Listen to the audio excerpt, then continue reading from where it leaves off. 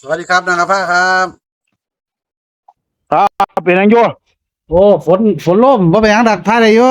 ปัดไปจังไดเป็นหยังกับฝนตกที่ทั้งคุณน่ะผมไปแห้งคนลิ้นๆนี่นะโอ้ยก็บอกว่าตกทั้งพี่เนี่ยเด้เดี๋ยวเราเอ้ยบอกไปดูบ่ตกกันอยู่หรอกเออหมดแล้วนี่ล่ะก็ยินว่าลูกน้องโทรไปหา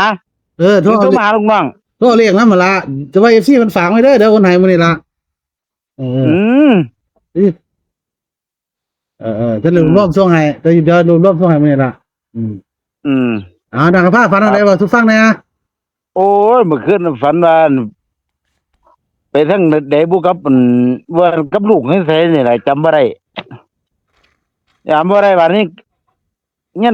ขึ้นเลยเห็นหลังนี่แววๆนี่ว่ามันนี่เมียล่ะมากดเงี้ยนเดินเงี้ยนบ้านนี่มั้งนี่แหมหลังสู่อยู่ซุมื้อเนี่ยเนาะ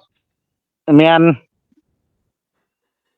บัดนี้นี่มันก็เลยกวดไปแล้วทีแรกเขาก็เทปูนแม่นบ่จักว่าหนึงนี่ล่ะเทปูนจักว่าหนึงฮัลโหลยินอยู่ฟังอยู่บัดนี้นี่เทปูนไปแล้วจักว่าหนึงใบไม้บ่กล้อยหลายบัดนี้มาแต่ทางใดบ่แม่นเฒ่าเมียบ่อืมเฒ่าเมียใส่สุดดำอืมมากวดเฮียนบ่เห็นปัดเวลาเนี่ยกำลังมาทางใดบ่ก็ขี่รถมาบ้านกับเมียนี่ล่ะนี่กับลูกนี่ล่ะ3คนแล้วนี่ล่ะโอ้ยคือเฮียนคือแปลนแต่เฮ้ยมึงนี่เด้ยังแววๆยังมาทางลงสีนี่ล่ะอืมยังเข้าไปในบ้านใส่สุดดำว่ามันเฒ่าเมียนั่นล่ะอืม อืมเฮียนเป็นไดเฮียนงามบ่เฮียนแปลนบ่ได้เด้อข้างนอกนี่เปลี่ยนหมดอืมเทเฮาเทปูนประมาณนึกว่าหนึงแม่อ้อมเฮียนหมดแม่โอ้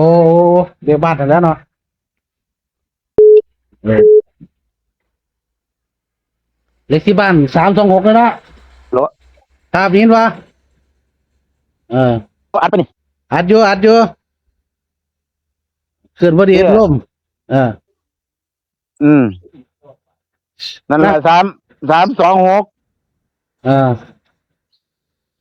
326เนาะเออ77 ปี6776ก็นำอันเอาก็เอา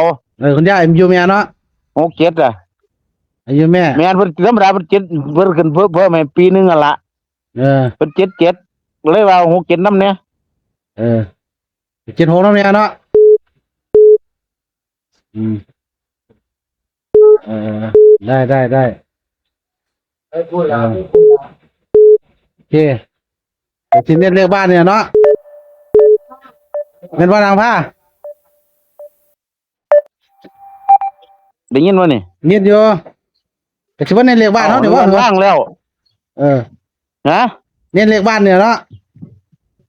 เอาเลขบ้านครับอายุอีเมียแล้วแต่ได้เอาก็เอาบ่เอาก็บ่เป็นหยังบ่จะเน้นตัวใดอัน67เอาเน้นตัวใดเน้น2629อ่ะเอาก็เล่นนะเน้นตัวใดเนี่ยเอากับบ้านเลขที่กับอันอายุดอกเบี้ยนี่ล่ะก็แล้วแต่เอาตัวใดเด้ก็นะใจซี่เพิ่นเรียกเขาเนาะแล้วแต่บ่รวยจัดการฮะครับลงให้แล้วบ้านเลขที่เขาว่าอยู่ย้ายนี่ล่ะลงไปแล้วกันให้พร้อมแล้วแต่ตัดแล้วแต่บ่รวยตัดตัวใดครับครับขอบคุณนางผ้าหลายเด้อครับขอบคุณครับครับสวัสดีครับ